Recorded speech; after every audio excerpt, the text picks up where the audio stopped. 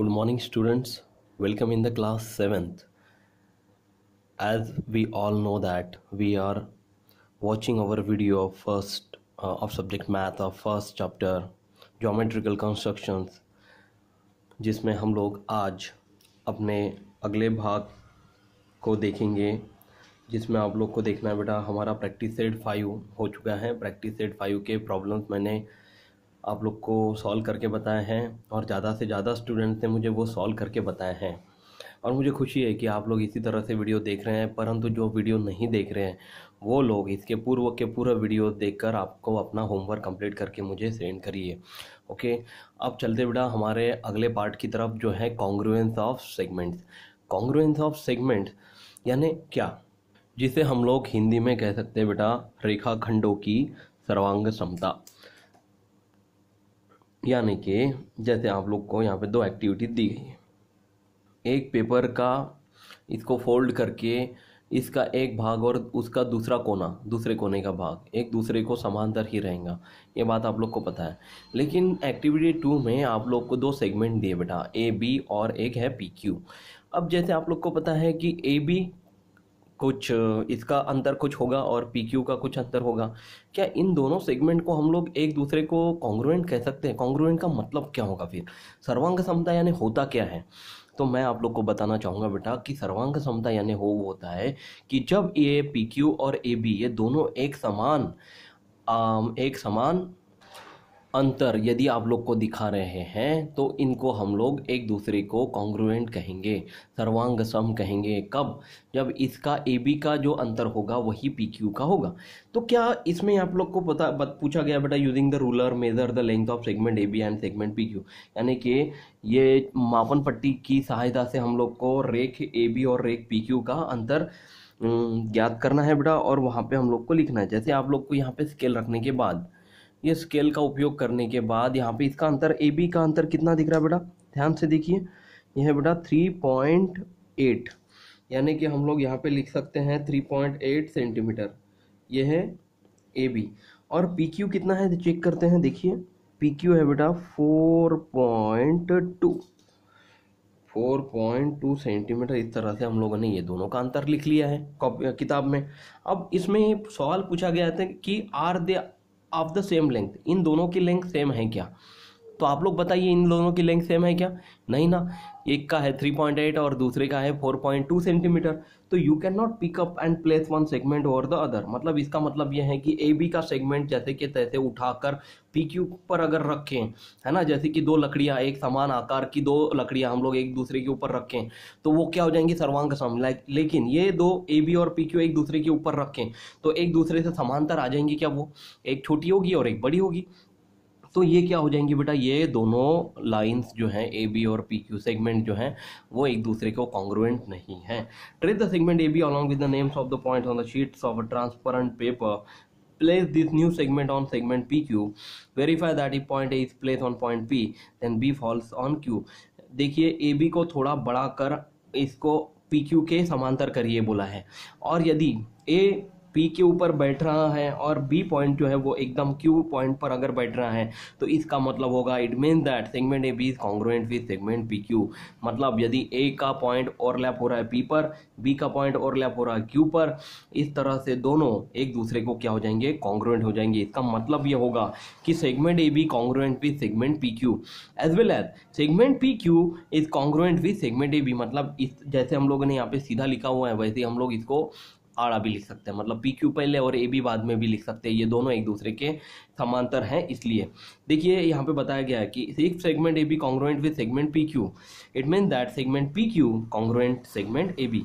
देखिए स्टूडेंट्स, ये वीडियो देखते समय आप लोग को इसको पढ़ के भी देखना है, जैसे मैं आप लोग को पढ़ के बता रहा हूँ उसी तरह से पढ़ना है कि यदि इसको पढ़िए, मेरे साथ पढ़िए, segment A B congruent segment P Q, it means that segment P Q congruent segment A B. ये सिंबल है ना, याद रखिए कि ये सिंबल कॉन्ग्रुएंट का है, सर्वांग सम का सिंबल है ये। इसी तरह से आप लोग को इसको बनाना होगा। Note also if segment A B congruent segment P Q and segment P Q congruent with segment M N, then segment A B congruent with segment M N. देखिए इसका मतलब ये बोला गया है कि यदि ए बी पी क्यू के साथ सर्वांग सम है और पी क्यू जो है वो एम एन के साथ सर्वांग सम है, मतलब 3 लाइनें हैं ए बी पी क्यू और एम एन, तो पहली लाइन सेकंड के साथ कॉन्ग्रुएंट है, सेकंड जो है वो थर्ड के साथ कॉन्ग्रुएंट है, तो पहली लाइन तीसरे के साथ कॉन्ग्रुएंट हो जाती है डायरेक्टली। मतलब segment A B congruent with segment A B congruent with segment M N. ये समझ में आया बेटा आप लोग को? इसको मैं और एक आकृति द्वारा आप लोग को बताता हूँ। सो देखिए स्टूडेंट्स, आपके सामने यहाँ पे एक वाइट पेपर मैंने यहाँ पे लिया हुआ है और यहाँ पे मैंने 2 इस तरह से स्केच पेन्स लिए हुए हैं। अब देखिए जैसे हमने किताब में दिए अनुसार P Q blue sketch pen से ले लिया है और ए बी जो है वो हमने इस तरह से ले लिया है, येलो स्केच पेन से द्वारा हमने ले लिया है। अब यदि आप लोग को पूछा गया कि इन दोनों पेन एक दूसरे को, ये दोनों पेन स्केच पेन एक दूसरे को कॉन्ग्रुएंट है या नहीं, तो आप लोग कैसे ज्ञात करेंगे कि सच्ची में ये दोनों पेन एक दूसरे को कॉन्ग्रुएंट है? कैसे निकालेंगे बेटा? तो बहुत आसान सी बात है। देखिए ये पेन को मैं येलो पेन को, स्केच पेन को मैं ब्लू स्केच पेन के साथ कंपेयर करके देखूंगा, एक दूसरे के साथ इस तरह से कंपेयर करके देखूंगा। इसका ये मतलब होगा कि यदि इसके दोनों कोने एक दूसरे के साथ मिल रहे हैं तो एकदम आसानी से हम लोग कह सकते हैं कि ये दोनों पेन एक दूसरे को कॉन्ग्रुएंट हैं। मतलब sketch pen yellow congruent with sketch pen blue. ठीक है, इसको हम लोग डायरेक्टली कॉन्ग्रुएंट बोल सकते हैं बेटा। यानी कि देखिए इस तरह से अगर हम लोगों ने इसको सीधा करके भी देखें तो आप लोग को यहाँ पे आसानी से ये समझ में आ जाएगा कि ये दोनों एक दूसरे को कॉन्ग्रुएंट हैं। उसी तरह यदि मैंने यहाँ पे ये वाला पेन ले लिया है और इस तरह से मैंने ये दोनों ये मैं मान लीजिए कि ये मैंने पेन लिया हुआ है ऑरेंज स्केच पेन, ये CD है और ये XY है, ग्रीन वाला जो पेन है स्केच पेन ये XY है, और दोनों को मैंने पूछा कि ये क्या, ये सच्ची में एक दूसरे को कॉन्ग्रुएंट है क्या? या फिर मैंने मान लीजिए इस तरह से दोनों को रख दिया। अब मैंने पूछा कि ये दोनों एक दूसरे को कॉन्ग्रुएंट है क्या? तो आप लोग किस तरह से ज्ञात करेंगे बेटा इनको कि ये सच्ची में कॉन्ग्रुएंट है? बहुत आसानी से इसको हम लोग लिख सकते हैं। कुछ नहीं है, हम लोग को ये दोनों को एक दूसरे के साथ इस तरह से जोड़कर माप लेना है कि सच्ची में ये दोनों का अंतर एक जैसा है या नहीं। तो देखिए आप लोग को आसानी से समझ में आ जाएगा कि ये दोनों एक दूसरे को ओवरलैप हो रहे हैं, एक दूसरे की वैल्यू लेंथ एक दूसरे की जितनी ही है, उसी वजह से ये दोनों एक दूसरे को कॉन्ग्रुएंट हो जाएंगे। अब देखिए कि हम लोग चलते हैं हमारे नेक्स्ट प्रॉब्लम की तरफ। मान लीजिए कि मैंने यहाँ पे सेगमेंट लिया है PQ और ये सेगमेंट है हमारा CD। क्या ये दोनों सेगमेंट एक दूसरे को कॉन्ग्रुएंट है या नहीं, ये सवाल है। तो आप लोग को वैसे तो देखने के बाद ही समझ में आ गया है कि इसका उत्तर क्या है, परंतु हम लोग इसको एक बार और चेक करके देख लेते हैं। देखिए मैंने इसको एक दूसरे के साथ जोड़कर चेक करने की कोशिश की, तो इस तरह से मैंने इसको सेट कर लिया है बेटा। और क्या अब आप लोग को ये दोनों एक दूसरे को समांतर दिख रहे हैं? ये समांतर तो हैं, मतलब पैरेलल हैं, परंतु ये एक दूसरे को कॉन्ग्रुएंट नहीं है। कॉन्ग्रुएंट का मतलब ये होता है बेटा कि इसकी लंबाई दूसरे किसी ऑब्जेक्ट की लंबाई के साथ मैच हो, है ना। तो ये इसकी एक ऑरेंज वाला स्केच पेन ये छोटा है और ये ब्लू वाला स्केच पेन बड़ा है, तो ये दोनों क्या होंगे, एक दूसरे को कॉन्ग्रुएंट नहीं होंगे। ठीक है, ये बात समझ में आई बेटा आप लोग को। तो इसी के आधार पर आप लोग को पेज नंबर 8 पर, नेक्स्ट पेज पर आप लोग को एक्टिविटी 2 बताई गई है। एक्टिविटी 2 में हम लोग को देखना है कि दी हुई आकृति के अनुसार from the shape shown below right the name of the pair of congruent line segments. हम लोग को कॉन्ग्रुएंट लाइन सेगमेंट के पेयर्स लिखने हैं। जैसे यहाँ पे 4 पेयर्स दिए बेटा आप लोग को, है ना, और इसमें segment AB congruent with segment DC बताया गया है। देखिए सेगमेंट AB कहाँ पे है, ये सेगमेंट AB है, ये कॉन्ग्रुएंट विद सेगमेंट DC है, एकदम करेक्ट है। इसके सामने की अपोजिट वाली जो भी सेगमेंट होंगी उसी को हम लोग को कॉन्ग्रुएंट दिखाना है, और दोनों एक दूसरे को एक समान अंतर से शो किए गए हैं, इसलिए हम लोग आसानी से कह सकते हैं कि segment AB congruent with segment DC। अब देखिए बेटा सेगमेंट AE, देखिए सेगमेंट AE ये बीच वाली लाइन है ना, ये किसके साथ कॉन्ग्रुएंट है, सेगमेंट बी एच के साथ करेक्ट है, ये भी बात एकदम सही है कि ये दोनों एक दूसरे के साथ कॉन्ग्रुएंट हैं। उसके बाद हम लोग चलते हैं सेगमेंट ई एफ की तरफ। ये देखिए segment E F congruent with segment क्या होगा बेटा, एच जी। तो हम लोग को यहाँ पे E F congruent with segment H G लिखना है। अब देखिए आप लोग को ये भी संभवता है बेटा कि ई एफ जो है वो एच जी के साथ तो कॉन्ग्रुएंट है ही, लेकिन ई एफ का जो भी लेंथ होगा सेगमेंट का वो ए डी के साथ भी कॉन्ग्रुएंट है। तो हम लोग यहाँ पे अलग साइड में segment E F congruent with segment A D भी लिख सकते हैं, ठीक है। और नेक्स्ट में चलते हैं सेगमेंट डी एफ। देखिए सेगमेंट डी एफ कहाँ पे है, ये है सेगमेंट डी एफ। अब ये सेगमेंट डी एफ जो है वो किसके साथ कॉन्ग्रुएंट है, ये चेक कर लेते बेटा। D F is congruent with segment C G. तो इस तरह से हम लोग इसको सी जी लिख सकते हैं। तो इस तरह के सवाल आप लोग को परीक्षा में पूछे जाएंगे, आप लोग को इनको लिखना आना चाहिए। तो अब चलते बेटा हमारे प्रैक्टिस सेट 6 की तरफ से। प्रैक्टिस सेट 6 में आप लोग को फर्स्ट एग्जाम्पल लिखना है। तो देखिए स्टूडेंट्स यहाँ पे मैंने कॉन्ग्रुएंट ऑफ सेगमेंट लिए हुए हैं ए बी और पी क्यू। इस तरह से दो सेगमेंट मैंने ड्रॉ किए हैं और यहाँ पे मैंने लिखा हुआ है कि A point is place on point B. A और पी दोनों एक दूसरे के ऊपर रखे जाएं तो बी आसानी से फॉल होगा क्यू पर। इसका मतलब ये होगा कि segment A B is congruent with segment P Q. और इसी का मतलब ये होगा कि हम लोग को इसको अगर लिखना है तो हम लोग को कैसे लिख सकते हैं, segment A B congruent segment P Q. Similarly we can say that, इसी का मतलब हम लोग segment P Q congruent segment A B भी बोल सकते हैं। अब चलते हैं हमारे प्रैक्टिस सेट 6 की तरफ, जहाँ पे हम लोग को फर्स्ट प्रॉब्लम सॉल्व करना है। Write the names of pairs of congruent line segment, use a divider to find them. मतलब हम लोग को डिवाइडर का यूज़ करके ही इसको फाइंड करना है कि इस आकृति में कॉन्ग्रुएंट पेयर कौन से हैं। तो मैं ये आकृति यहाँ पे ड्रॉ कर लेता हूँ। तो देखिए स्टूडेंट्स, जैसे कि आप लोग को पता है write the name of the pairs में एक आकृति आप लोग को दी गई है और हम लोग को डिवाइडर का यूज़ करके इनके 4 ऑप्शंस दिए गए हैं, 4 आंसर्स आप लोग को इसमें आप लोग को यहाँ पे फिलअप करने हैं। तो देखिए मैंने यहाँ पे आप लोग के सामने ये आकृति ड्रॉ की हुई है और हम लोग को डिवाइडर का यूज़ करके ये 4 आंसर्स इसमें लिखने हैं। तो हम लोग सबसे पहले हमारे हाथ में एक डिवाइडर ले लेते हैं। डिवाइडर की नोक हम लोग को यहाँ पर रखकर जी पर रखकर एम पॉइंट पर इस तरह से रखकर आप लोग को एक सर्कल बनाना है बेटा।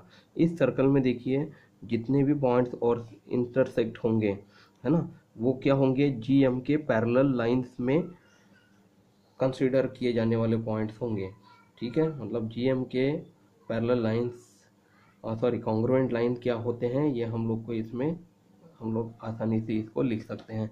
जैसे आप लोग को यहाँ पे दिख रहे हैं जी एम के साथ कॉन्ग्रुएंट है एन जी, फिर जी आर और फिर है बेटा जी ई। तो ये सभी चीज़ें हम लोग को यहाँ पे 1 बाय 1 पॉइंट्स में लिखने हैं। देखिए मैं दोबारा आप लोग को बताना चाहूँगा कि हम लोगों ने डिवाइडर का यूज़ करके, है ना, सेंटर में नोक को रखते हुए सभी पॉइंट को इंटरसेक्ट करने की कोशिश की। तो जितने भी पॉइंट इसमें इंटरसेक्ट हुए इसका ये मतलब होगा कि ये जो जी पॉइंट है ये सेंटर में, सर्कल के सेंटर में होने की वजह से जी से एम ये इसका रेडियस बन जाता है, जिसको हम लोग त्रिज्या कहते हैं। और त्रिज्या एक जैसी ही होती है और जितनी एक समान त्रिज्याएं इसके अंदर इंटरसेक्ट होती हुई हम लोग को दिखेंगी उनका अंतर समान होगा और वो एक दूसरे को क्या हो जाएंगे, कॉन्ग्रुएंट हो जाएंगे। तो यहाँ पे 4 सेगमेंट हम लोग को कॉन्ग्रुएंट है मिल रहा है। कौन कौन से बेटा, जी एम, एन जी, फिर है जी आर और है जी ई। तो इन चारों सेगमेंट के नाम मैं यहाँ पे उतार लेता हूँ। तो देखिए स्टूडेंट्स, यहाँ पे मैंने 3 तरह इसको कॉन्ग्रुएंस शो किया हुआ है। जैसे आप देख पा रहे हैं कि सेगमेंट जी एम जो होगा वो congruent with segment G R, इसके साथ कॉन्ग्रुएंट है। Segment G M congruent with segment G are.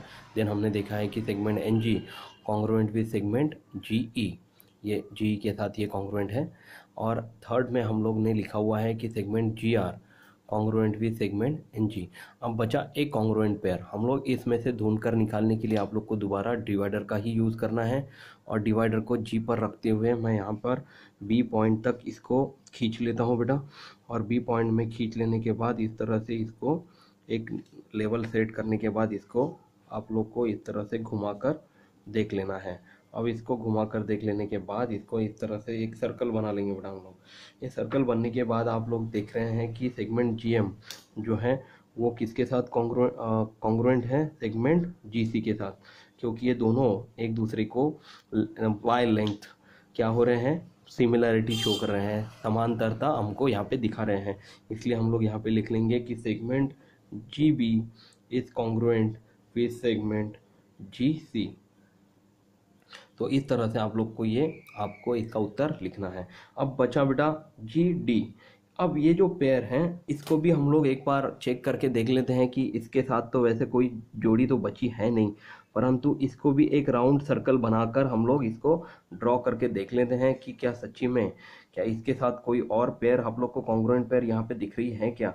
तो देखिए स्टूडेंट, यहाँ पे इसके साथ कॉन्ग्रुएंट होने वाली कोई भी पेयर नहीं है, तो इसलिए हम लोग इसका उत्तर किसी के साथ कॉन्ग्रुएंट नहीं होने की वजह से कुछ भी नहीं लिख सकते, है ना। तो यहाँ तक जितना पोर्शन अपना हुआ है, मैं आशा करता हूँ बेटा आप लोग इसको ड्रॉ करके बता सकेंगे, है ना।